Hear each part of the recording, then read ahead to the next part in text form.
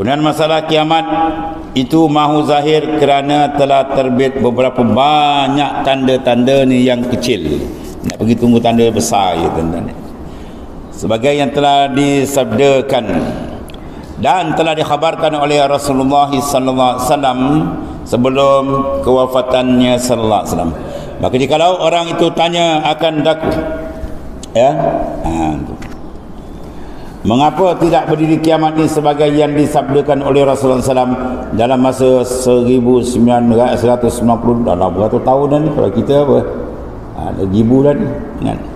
Bukankah sabdanya dibangkitkan dan diutuskan jadi Rasulku dan zahir kiamat itu sama-sama, kemudian zahir ada hulu sedikit daripadanya kerana telah didahului akan dia dan ia mengiringi aku pada zahirnya, maka sekarang telah lebih daripada 1000 tahun tiada juga berdiri kiamat. Maka bagaimanakah sabdanya demikian itu? Apa dah lama kata dekat? Jawab. Semua ada jawapan. Sesungguhnya telah dimisalkan oleh Rasulullah SAW zahir kiamat dan zahir Rasulnya ini dengan jari telunjuknya, jari tengah tu. Dia tunjuk dengan jari tengah. Maka antara jari telunjuk dengan jari tengah itu ada sedikit lebih jari tengah. Ya, kau tunjuk. Jadi tinggi kan? Ada lebih sikit jari tengah dan ke belakang sedikit jari telunjuk. Tinggi dia sikit. Demikian juga antara zahir Nabi SAW dengan hari zahir kiamat. Ada bertinggalan, mana dekat itu tak jauh. Tetapi selama mana bertinggalnya antara zahir Nabi Muhammad SAW dengan zahir hari kiamat itu, maka di sini tiada siapa boleh tahu. Tunjuk dekat macam mana dekat jari dia.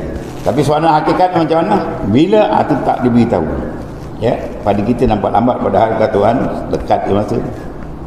Dia tahu ia 100 tahun atau 200 atau 1000 tahun atau beberapa tahun lagi tiada siapa, kerana baki panjang telunjuk supaya sama, ya, sama panjang dengan yang tengah tu nak naik kan. Adakah ia sekadar 10/10 yang ada begitu juga jikalau kadar, ya, mana umur dunia ini, adakah yang telah sudah ada ia 9/10 dan yang tinggalnya iaitu baki 1/10 lagi, dan juga dikira umur dunia semuanya 100,000 tahun dan 90-an, 90-nya kira-kira 90,000 ya tahun.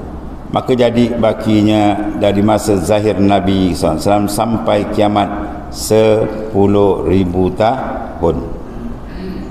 Maka yang sebetulnya tiada siapa tahu akan umur dunia, ya, setengah daripada benda yang dirahsiakan oleh Ta'ala. Benda dipanggil ghaib. La ya'limul ghaibah, la ya'lamul ghaibah illallah. Tak tahu benda ghaib ni semuanya melainkan Ta'ala aja. Habis tu. Itu jawapan dia terang. Maka hal umur dunia ini telah dihitung oleh ulama tarikh, tetapi banyak perselisihan antara mereka itu. Maka yang betulnya tiada siapa tahukan umur dunia ini yang telah lepas, dan tiada siapa tahu baki umur dunia hingga kiamat melainkan Allah Subhanahu Wa Taala sahaja. Wallahu alam. Tuhan sajalah yang mengetahui. Walhasil dia makin lama makin dekat. Itu maknanya kullu atin qarib, setiap benda yang akan datang dia makin dekat. Adapun tarikh tepat dia itu rahsia daripada Ta'ala. Sebagaimana Tuhan merahsiakan juga umur kita tadi, berapa banyak umur kita. Ya, jadi hikmat ilahi. Kalau tahu umur kita, lagi jahanam dunia kan. Kan? Setiap orang semua dah tahu umur ni. Awak umur 80. Kamu berapa? 40 tahun lagi, lama lagi dia. Dia enjoy habis-habis. Besok seminggu nak mati kita sikil lah dia. Rosak dunia kan. Allah Ta'ala tutup supaya mereka ni ada hikmat. Kurang-kurang pun terasa ni kalau buat benda tak baik mati ni kan kacau saja.